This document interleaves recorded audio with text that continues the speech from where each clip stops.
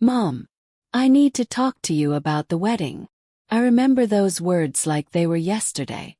My daughter Emma's voice on the phone. Cold, distant. Not the little girl who used to climb into my lap and tell me I was her hero. Of course, sweetheart. What do you need? I've been looking at dresses. No, Mom. Stop. I don't want you to come. The kitchen went silent. I could hear my own heartbeat. What? What do you mean? I mean you're not invited. Brad's family is. They're very sophisticated. His parents are wealthy, important people. Mom, you work as a cleaning lady. You live in a tiny apartment. I can't have you there embarrassing me in front of them. Before I tell you what I did next, don't forget to hit that subscribe button if you love real stories about family, betrayal, and justice. And tell me in the comments, what would you have done if your own child said this to you? Now let me tell you how this all began. My name is Margaret. I'm 63 years old, and I've been a single mother since Emma was 2 years old.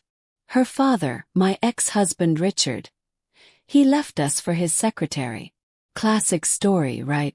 Came home one day, said he wasn't happy, said he needed more from life. Packed his bags and disappeared. No child support.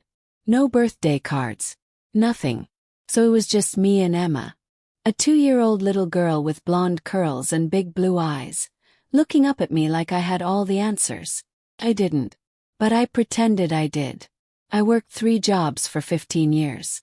In the mornings, I cleaned office buildings downtown. Afternoons, I waitressed at a diner on 5th Street. Evenings and weekends, I did bookkeeping for small businesses from our tiny apartment. Emma never went without. She had dance lessons, piano classes, nice clothes for school. I made sure she never felt less than anyone else. But I was tired. God, I was tired. I wore the same 5 outfits for years. Cut my own hair. I hadn't been on a vacation since before she was born. Every single dollar went to her future. And she knew it. Or at least, thought she did. Emma was smart. Top of her class.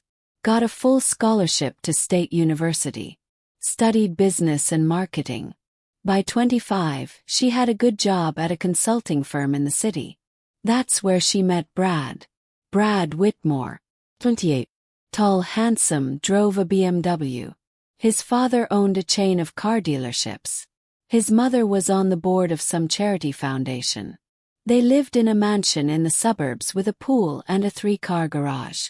The first time Emma brought him home to meet me, I could see it in her eyes. Shame. She looked around our little apartment, the faded couch I'd had since she was a baby, the chipped coffee table, the kitchen with the yellowing linoleum, and I saw her cringe. "Mom, this is Brad," she said quickly, like she wanted to get it over with. Brad was polite, shook my hand, said nice things, but I could tell. He was uncomfortable. And Emma was embarrassed. After that visit, she stopped bringing him around. She stopped coming around.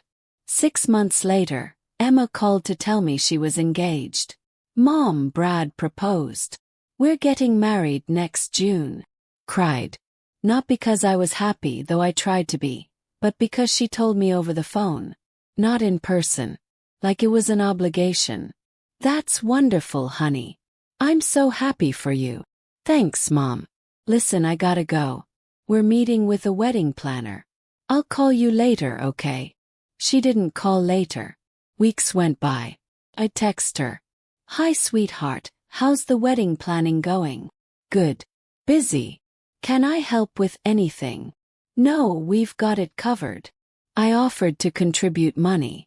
I had some savings, not much, but I wanted to help. She said no. Said Brad's parents were paying for everything. I asked if I could come dress shopping with her.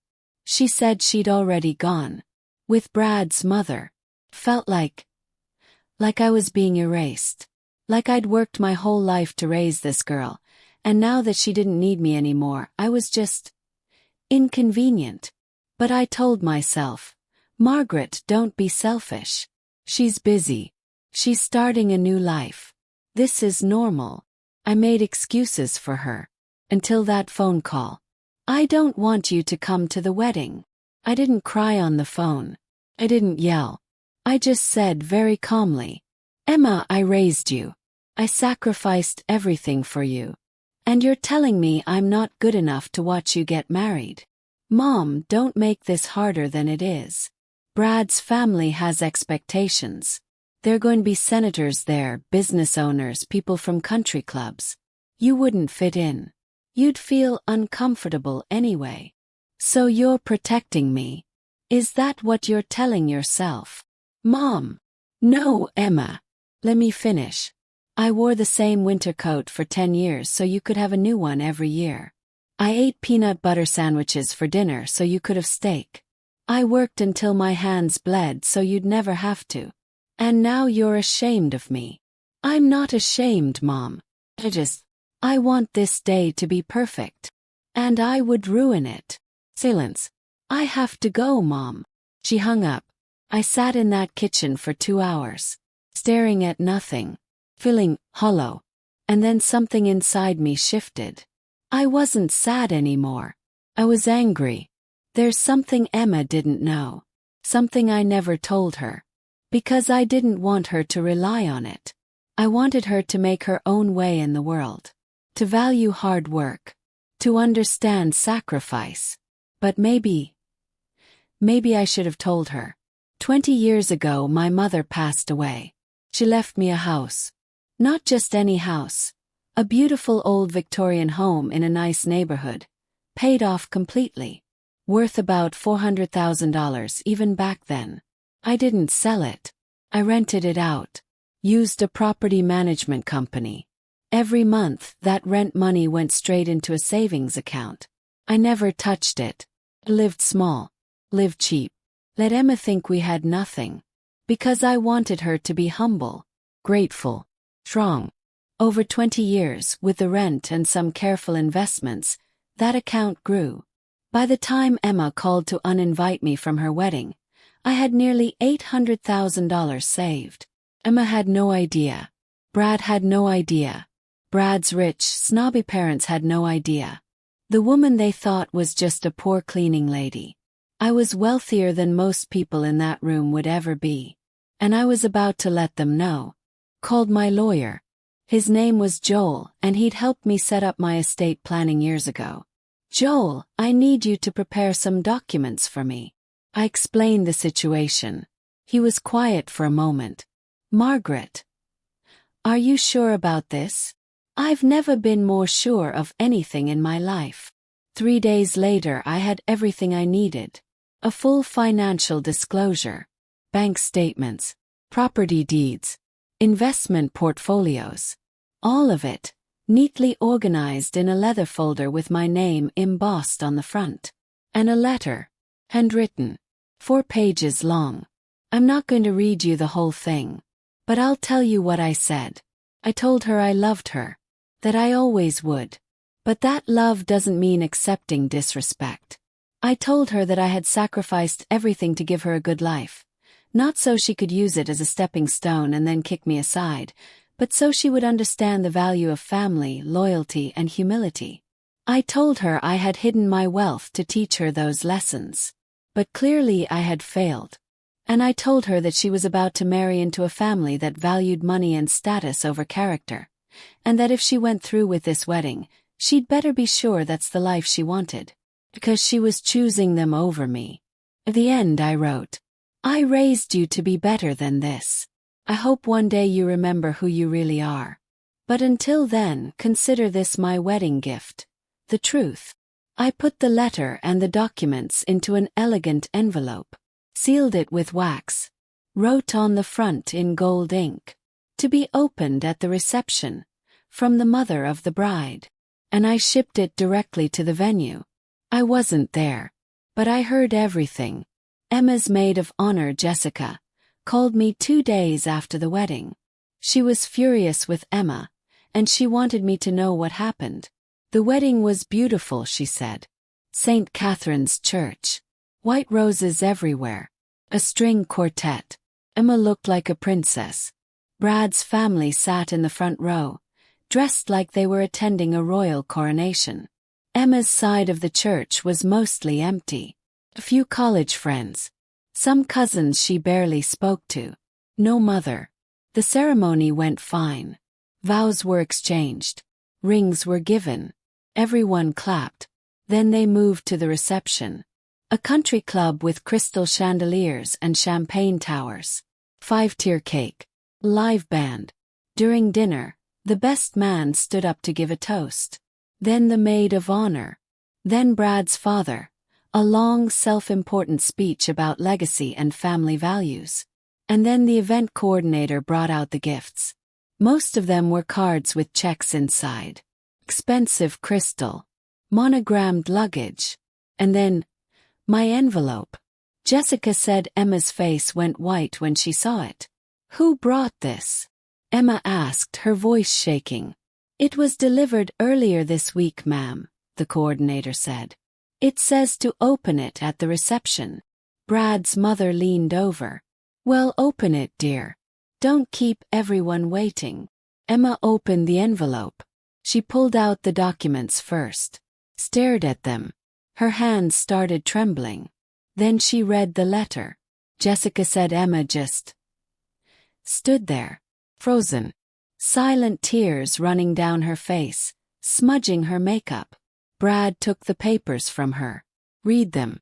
His eyes went wide. Then his father grabbed them. What the hell is this? He muttered. And then, loud enough for nearby tables to hear. Her mother is worth $800,000. The room went quiet. Brad's mother snatched the documents. Read them. Looked at Emma like she'd been lied to. You told us your mother was poor. That she was just a cleaning woman. Emma was sobbing now. She is. I didn't know. I didn't.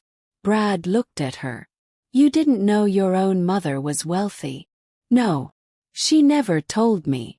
Or, Brad's father said coldly, you never bothered to ask. Brad's mother stood up. This is humiliating. You painted yourself as some Cinderella story, rising above poverty. But your mother had money all along, and you were just too ashamed of her to care. Jessica said Brad looked at Emma like he was seeing her for the first time. You uninvited your own mother because you were embarrassed of her. And she was richer than my parents the whole time? Emma couldn't answer. Brad's father stood up, straightened his tie, looked at his son. We're leaving. This whole thing is a farce. And they walked out. Half the guests followed. The wedding was over. Emma called me that night. 3 a.m. Hysterical. Mom, please. Please. I'm so sorry. I didn't know. I didn't understand. Please forgive me. I let her cry. Emma, I forgive you. I always will. But forgiveness doesn't erase consequences. You made a choice. You chose status over love. Appearance over substance. And now you have to live with that. Brad left me, Mom. He called off the marriage. His family won't speak to me. Everyone knows. I'm humiliated. Now you know how I felt. She sobbed harder. I'm sorry. I'm so sorry. I know you are, sweetheart. And maybe one day you'll understand why I did this. Not to hurt you, but to wake you up. Can I come see you? Thought about it. For a long time. Not yet, Emma. You need to figure out who you are first. Without Brad. Without his family. Without me. You need to find yourself again. The girl I raised. The girl who wasn't ashamed of where she came from. I don't know how. Start by remembering who taught you to stand up in the first place. Hung up. It's been 6 months since that wedding. Emma and I talk now. Not often. But slowly, carefully we're rebuilding. She left her job. Moved to a smaller apartment. Started volunteering at a non-profit that helps single mothers. She says she's trying to understand the life I lived. I don't know if Brad will ever come back. I don't know if she even wants him to. But I do know this. Sometimes the cruelest gift you can give someone is the truth. And sometimes the greatest love you can show is letting them fall, because that's the only way they learn to stand back up. I was a cleaning lady. I was a waitress. I was a bookkeeper. But more than any of that, I was her mother. And I always will be. If this story touched your heart, please hit the like button and subscribe for more real-life stories about family, sacrifice, and justice. Drop a comment below and tell me, was I too harsh? Or did Emma need to learn this lesson? I read every single comment. Thanks for listening to my story. Until next time. Remember, respect is earned but family is forever.